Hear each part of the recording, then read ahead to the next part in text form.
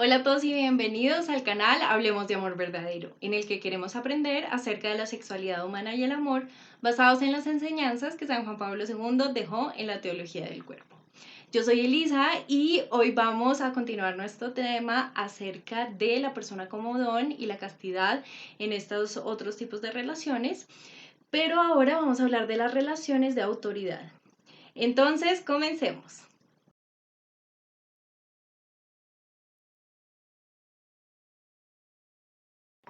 Bueno, las relaciones de autoridad son aquellas en donde una persona está subordinada a otra que tiene autoridad sobre ella. Y estas son las relaciones que más nos angustian o que, a las que más rencor le tenemos, ¿cierto? O por lo menos miedo, porque pensamos que quien tiene autoridad tiene la posibilidad de maltratar a su subordinado, ¿cierto? Y no nos damos cuenta que realmente las relaciones de autoridad están ahí para el cuidado. Quien tiene autoridad sobre otra persona tiene responsabilidad de cuidar a aquella persona sobre quien tiene autoridad, ¿cierto?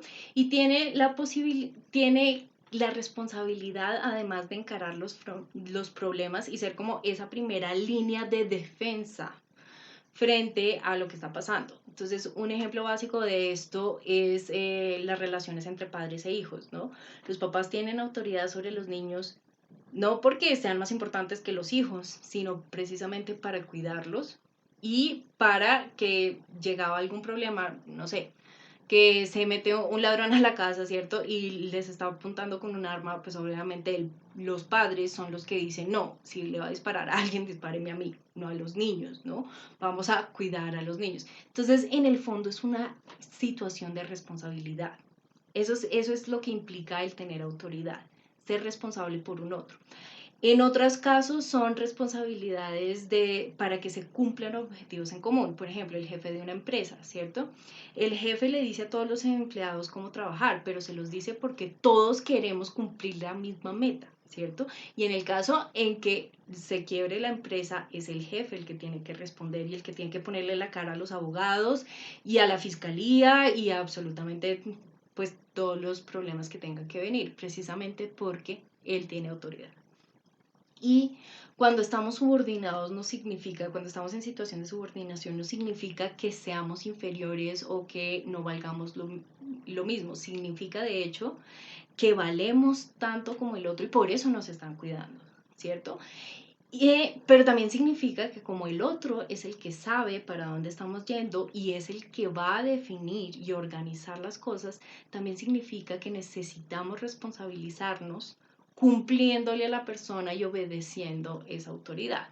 ¿Sí? Cuando los niños no obedecen, usualmente se ponen a sí mismos y a sus padres en peligro, ¿cierto? El niño que desobedece y se va hasta la autopista a mirar a ver cómo cruzar la calle solo, pues es posible que el papá lo salve, pero el papá termine atropellado, ¿cierto?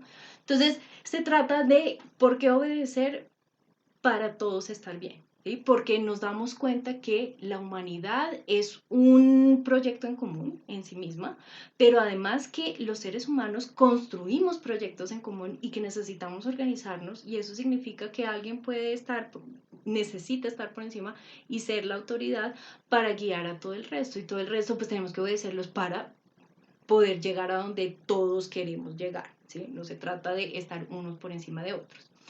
Pero ¿por qué nosotros sí pensamos que se trata de una relación de superioridad y de yo soy mejor que tú y de demás? Porque nosotros hemos perdido la inocencia original. ¿Sí? Esto es otro concepto del cual habla Juan Pablo II en la teología del cuerpo.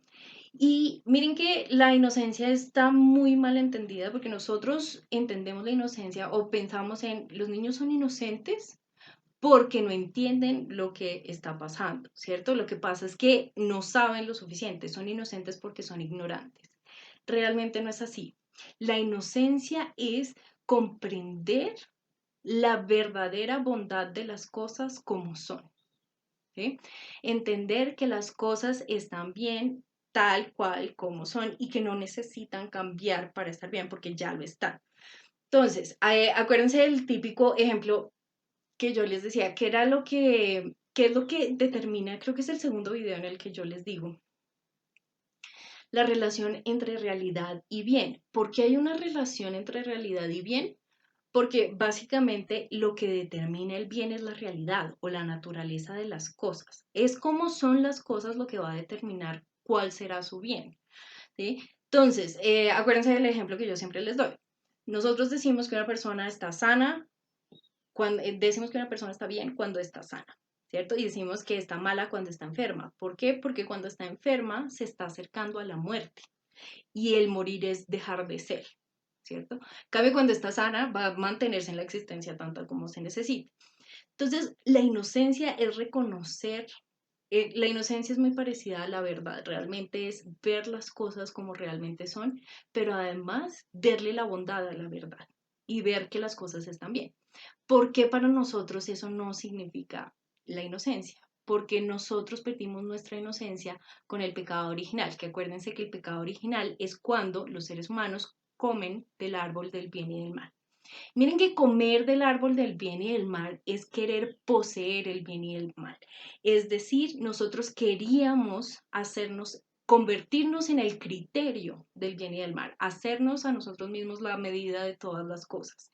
Es decir, las cosas están bien, no si son como son o como deberían ser o según su naturaleza, sino si son como yo quiero que sean, ¿cierto? Como yo mando. Nosotros queríamos dominar y apropiarnos de la realidad, pero incluso apropiarnos de la propia naturaleza para nosotros definir qué es bueno, lo que es malo, ¿cierto? Entonces todo depende, la realidad tiene que obedecerme.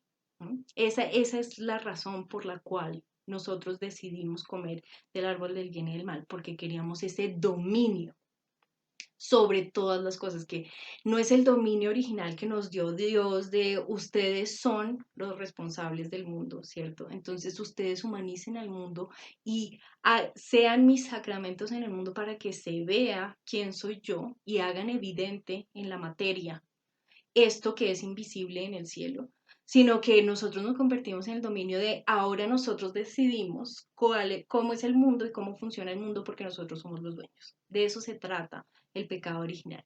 Y con el pecado original sucede que se enturbia nuestra mirada. Entonces, nosotros ya no vemos la bondad en las cosas como son, sino que nosotros siempre le encontramos la maldad a las cosas. No eres lo suficientemente buena porque no eres lo suficientemente alta, porque no eres lo suficientemente flaca, porque no eres lo suficientemente bonita, porque te falta algo, ¿cierto? Porque no es suficiente.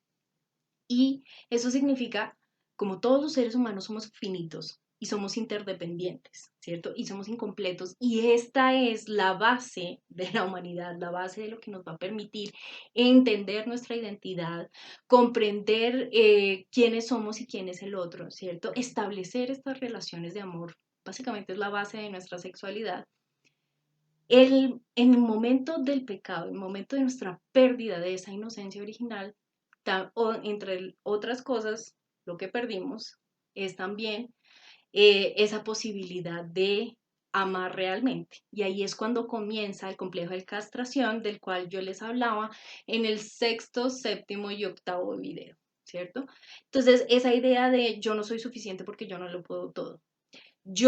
A mí nadie me va a amar porque yo no soy la mejor en todas las cosas, porque yo no soy la única que puede hacer todo, porque hay alguien más que puede hacer lo mismo que yo, entonces a mí no me van a amar, ¿cierto? Y ahí comienza la idea de yo tengo que ser superior, yo tengo que superar a los demás o a mí no me aman, porque ser como soy no es suficiente. Y claro, las relaciones de autoridad se convierten en una excelente razón para maltratarnos los unos a los otros y efectivamente las deformamos en estas situaciones de angustia y abuso y miedo en las cuales las hemos convertido y por eso no nos gusta estar bajo la autoridad de nadie, ni y si deseamos tener autoridad sobre todos los demás. Volvemos al punto de por qué la persona tiene que ser un don y en este caso la castidad sigue siendo ver a la persona como un don. ¿Sí? La persona que tiene autoridad sobre el otro tiene que entender que es un don para su subalterno y eso significa que tiene que darlo todo porque el otro esté bien, ¿cierto? Y tiene que encargarse de responderle organizando las cosas como tienen que ser organizadas, haciendo, si es un jefe, tiene que hacer de jefe. Los jefes que renuncian a su papel como jefe porque quieren caerle bien a todo el mundo, en el fondo lo que hacen es permitir que haya otras personas, otros empleados que tomen su papel y claramente maltratan a los demás. Entonces, se trata sí de responsabilizarse en términos de yo soy el jefe y eso significa que yo me trasnocho organizando y yo pongo la cara y yo me pongo a, porque tengo que cuidar a todas las demás personas.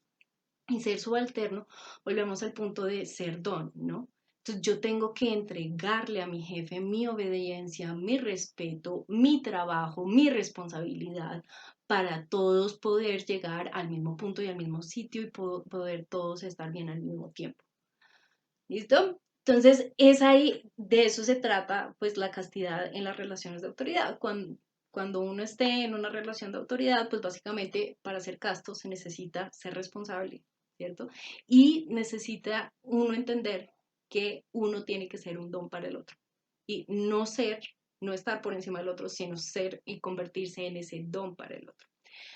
Bueno, este es nuestro tema por hoy y ya con este tema hemos terminado la serie de la teología del cuerpo. Lo que vamos a hacer en los próximos videos es analizar la encíclica de Juan Pablo II, Mulieres Dignitatem, que es la carta sobre la dignidad de la mujer. Porque pues fue un tema como muy neurálgico aquí durante esta serie, sobre todo durante el punto del complejo de castración.